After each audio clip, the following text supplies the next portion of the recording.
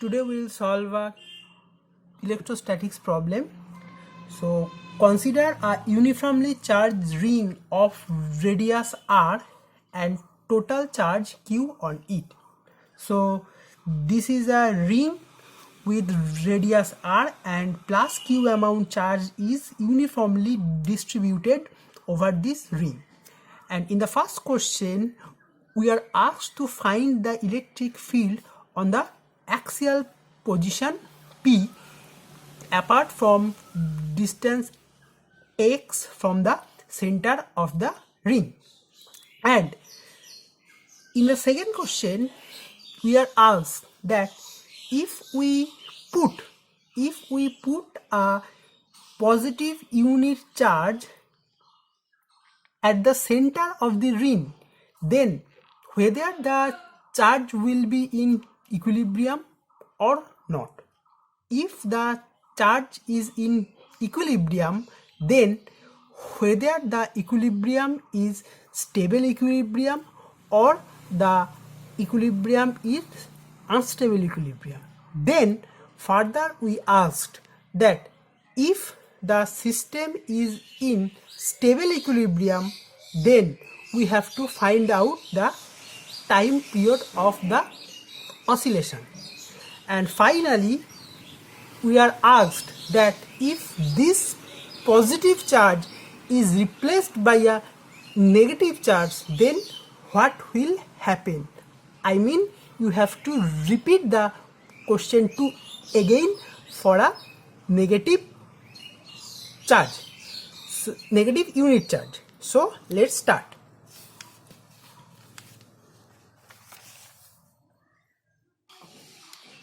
So first of all we draw a figure. This is a ring, this is a center, and this is the axial position P where we have to find the electric field. So first of all let us consider a elemental length dl on the ring and then find the electric field on point P due to the elemental length dl. So we join these two. So we know the radius of the ring is r and this length is x. So what is this length? The distance between the elemental area dl and P. This is square root of x square plus r square. This is the distance between these two points. So electric field due to dl on P is given by dE equal to 1 by 4 pi epsilon 0 into charge. This is dq divided by x square plus r square. So what is dq? dq is the charge on the elemental length dl. So dq equal to lambda into dl. What is lambda? Lambda is linear charge density, that is q by 2 pi r into dl. Sorry, this is capital R. So q by 2 pi r dl. So put this here. 1 by 4 pi epsilon 0 q 2 pi r into x square plus r square, into dl. Now one thing you consider, let this angle be theta, then this is the direction of E. So let us divide in its two components. this is one component and this is another component. So this is DE. So this is theta, so this is also theta. So this component is DE cos theta and this component is DE sin theta. Now you see that when we integrate over the whole ring, then this DE sin theta will rotate like this. This DE sin theta component will rotate like this and it will cancel. For example, if we take the opposite part of DL and take it here, then DE cos theta will be in this direction, but DE sin theta will be in this direction. For that, this and this will cancel. So the net electric field will be along the axis and its value is DE cos theta. So electric field along x direction, this is DE cos theta. That is equal to 1 by 4 pi epsilon 0 q by 2 pi r x square plus r square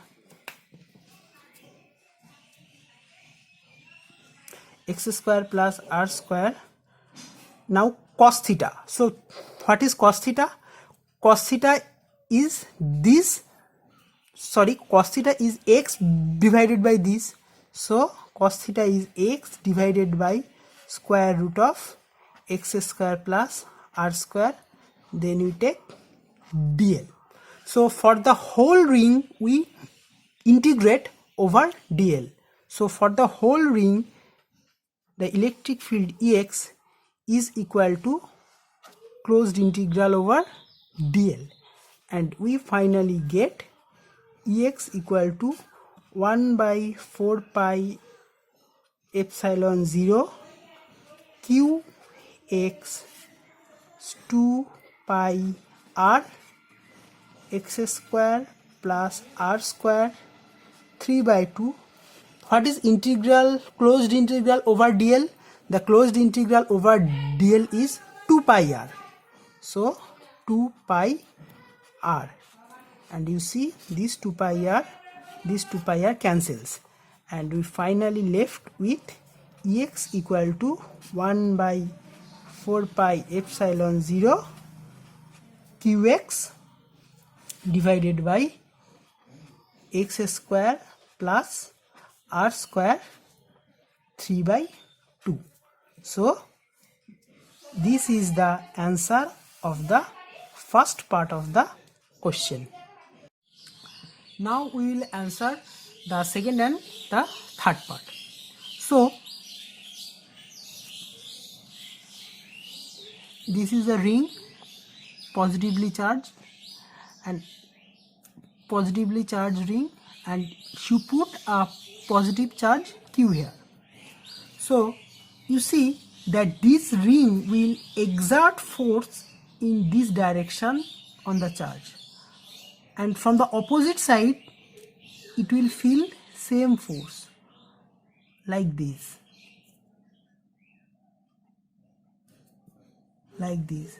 So what will happen? The charge will eventually feel equal and opposite force from the all direction. So the point will be in equilibrium.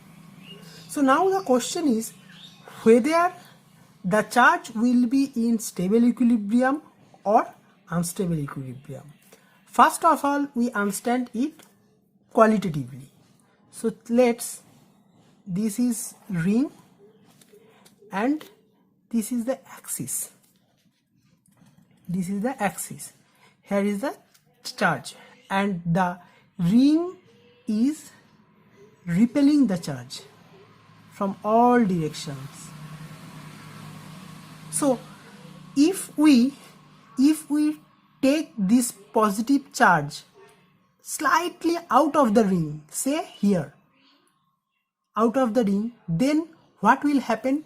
Then due to this positive charge of the ring and this positive charge, the ring will repel this charge, repel this positive charge, and the charge will go on this way. It will never come back its equilibrium position. So this is unstable equilibrium. On the other hand, if we put negative charge on the center, then what will happen? This is positive, so the ring will attract this charge. So this will be the direction of the force, and the charge will again be at equilibrium at the center. But when you disturb the charge and put it out of the ring, say you take the charge here, then what will happen? This is minus charge, so the ring will attract the charge and it will try to come back to the equilibrium position. So this type of equilibrium is stable equilibrium. Okay, now we shall discuss this matter quantitatively. Suppose we have axis, this is x and this is v, and this is x equal to 0 point of the ring. So this is x, this is x. So if we draw the potential of the system, if at x equal to 0 the potential is stationary, then no force will be exerted on these 2 points. So if the system is equilibrium, the potential here will be like this, stationary. If the potential is like that, that is, this is the maximum point, then what will happen? If you disturb the system, that is, you take it here, then what will happen? The system will follow this path. Why the system will follow this path? Because the system always try to be at minimum energy. So the system will allow this, the system will follow this path and never come back at this position. So this equilibrium is unstable equilibrium. On the other hand, so this is this case where the positive charge is kept at the center. But if this is x equal to 0, if this is stationary, again this is stationary, so no force is exerted, no net force is exerted on this system, but here it is a minimum. Here it is a minimum.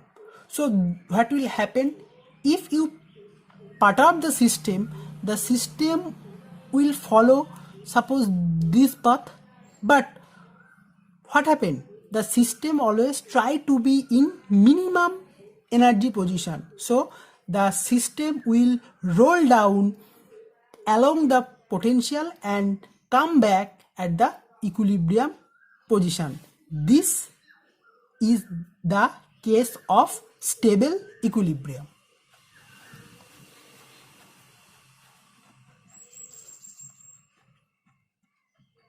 So how to find the equilibrium is stable or not?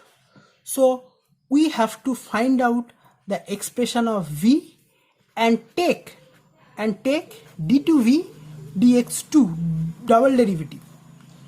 if the double derivative is positive at some point, suppose x1, then at the point x equal to x1 the potential has a minimum,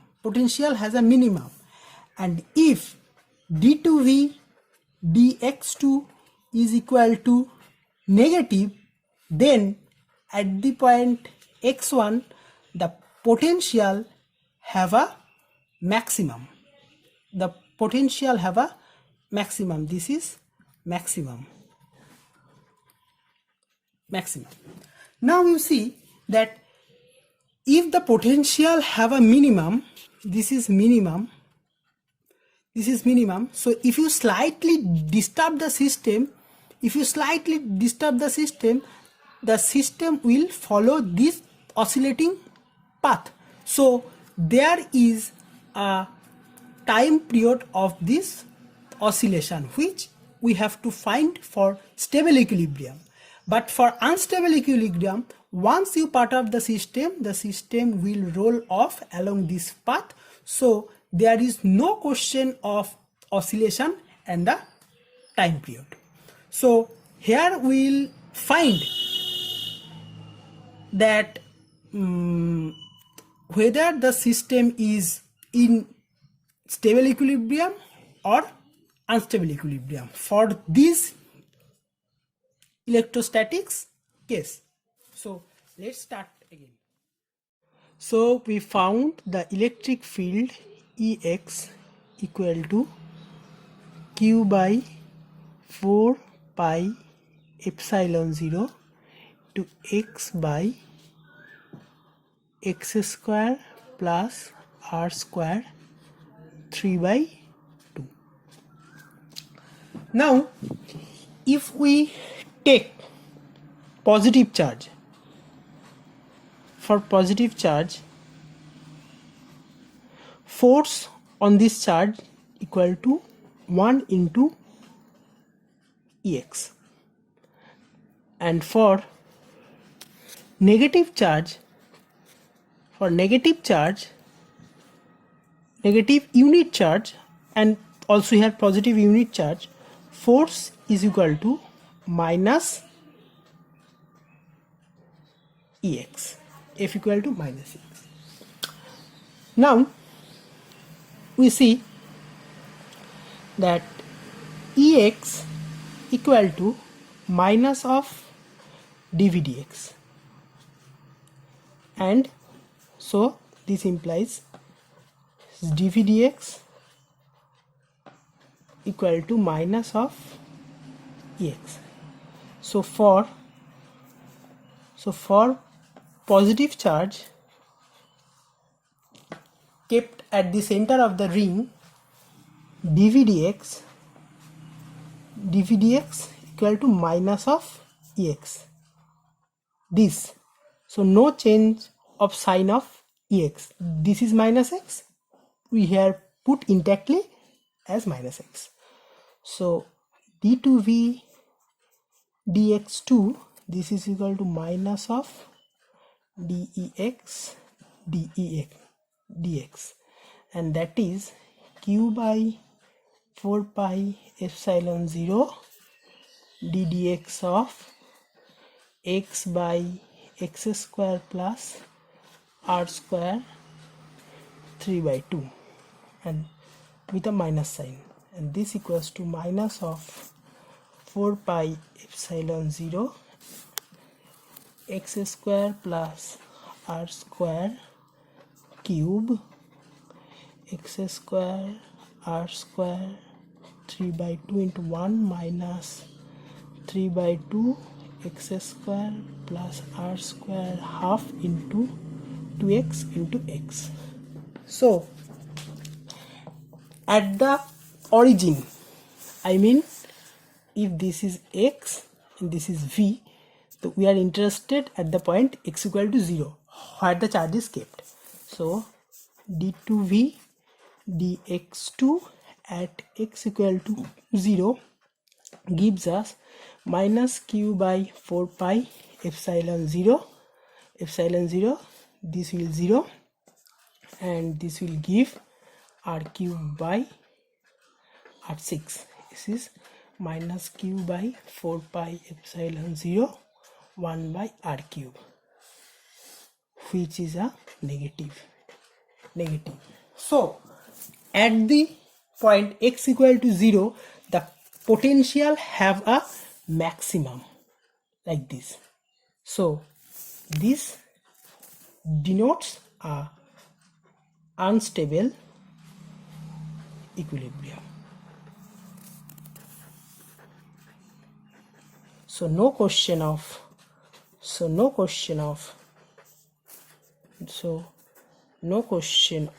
oscillation. But in case of negative charge kept at the center of the ring, then the force will be minus Ex. So this dVdx will turn out to be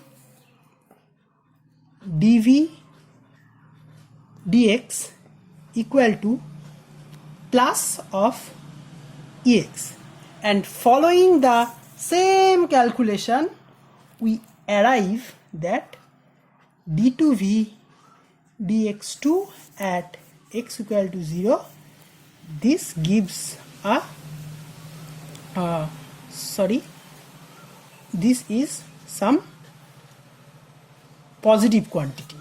So this means that at x equal to 0, we have, this is x equal to 0, this is x and this is v, we have a minimum. So if we perturb the system, the system will follow this path and go along this and this. So it will make a oscillation. So now we will find the time period of such oscillation. So now we are going to find out the time period of oscillation for the negative charge kept at the center of the ring. So we previously found the electric field equal to q by 4 pi epsilon 0 x by x square plus r square 3 by 2. So force on the negative charge F is equal to minus of Ex.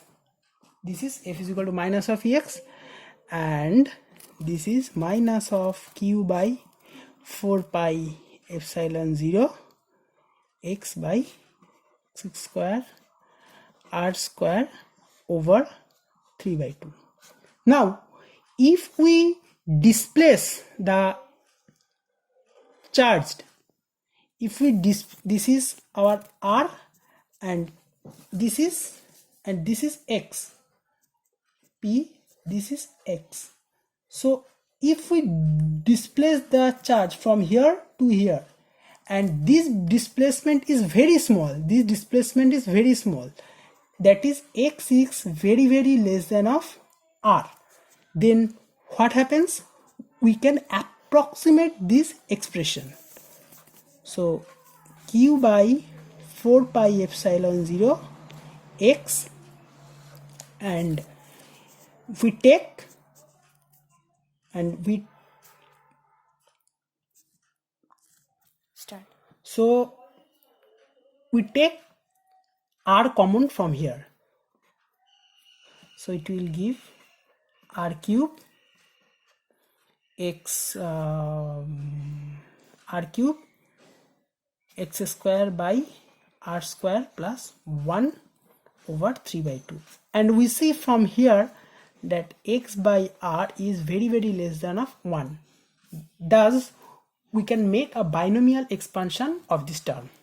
So minus q by 4 pi epsilon 0 x by r cube 1 plus x square by r square minus 3 by 2, and this gives q by 4 pi epsilon 0 x by r cube 1 minus 3 x square by r square 3 by 2.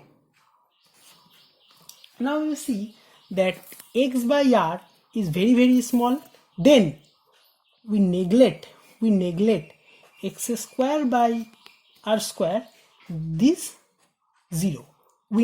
Since this term is very small, and therefore the square term we neglect. So we are left with, minus q by 4 pi epsilon 0 x by r cube. So you see the force equal to mass of the charge m, and d2x dt2 equal to minus of q by 4 pi epsilon 0 into x. So d2x, this is 2, dt2 equal to minus q by, so here is r cube, q by 4 pi epsilon 0 m r cube x, and we know that this term is omega square. So t is equal to 2 pi by omega, equal to 2 pi by square root of 4 pi epsilon 0 m r cube divided by q. This is the time period of oscillation.